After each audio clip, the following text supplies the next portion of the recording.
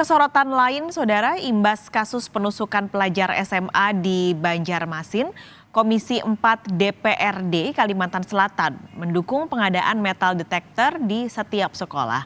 Hal itu bertujuan demi mencegah lolosnya senjata tajam dari pintu masuk sekolah. Dari hasil rapat tertutup dengan Dinas Pendidikan dan Kebudayaan Kalimantan Selatan, Komisi 4 DPRD Kalimantan Selatan mendukung wacana pengadaan metal detector di tiap sekolah.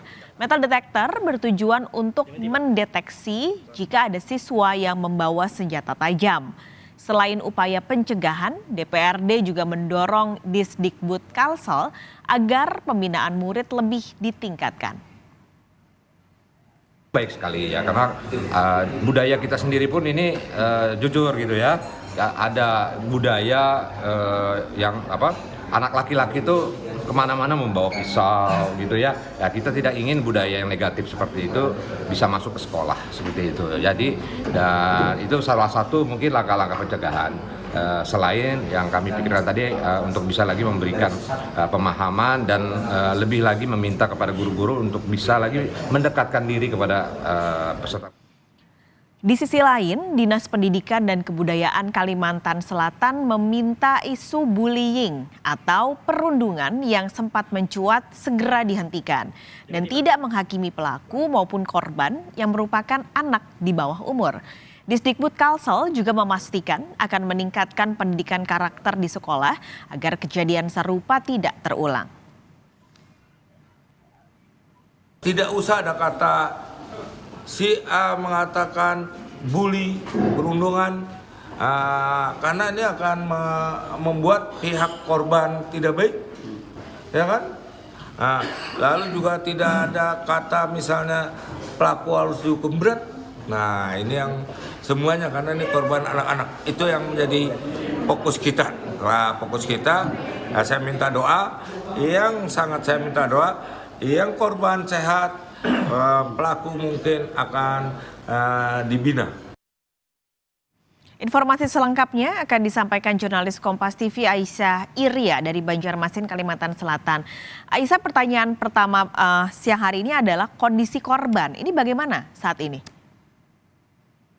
Saudara, terkait korban sendiri sampai saat ini masih dilakukan ataupun juga dalam proses pemulihan karena memang akibat penusukan tersebut akhirnya juga dilakukan operasi untuk luka-lukanya dan hingga saat ini masih di dalam proses pemulihan karena memang luka yang didapatkan begitu lumayan dalam sehingga memang sampai saat ini mereka juga masih di dalam rumah sakit juga begitu.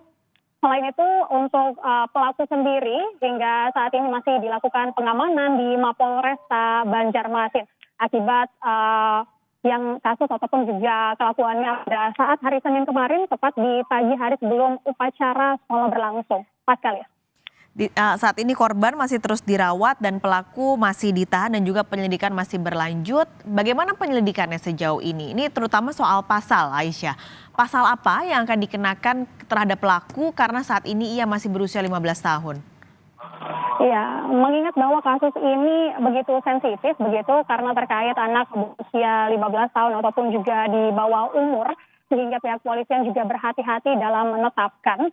Dan juga kasus ini juga menjadi sorotan di masyarakat Kalimantan Selatan pada khususnya begitu sehingga memang perlu berhati-hati dan tidak tergesa-gesa begitu pihak polisian untuk menetapkan. Namun kami mendapatkan informasi terkait bahwa dapat disampaikan bahwa surat pemberitahuan perkembangan hasil penyelidikan pasal yang ditetapkan adalah ataupun dikenakan adalah pasal 80 ayat 2 Undang-Undang Perlindungan Anak.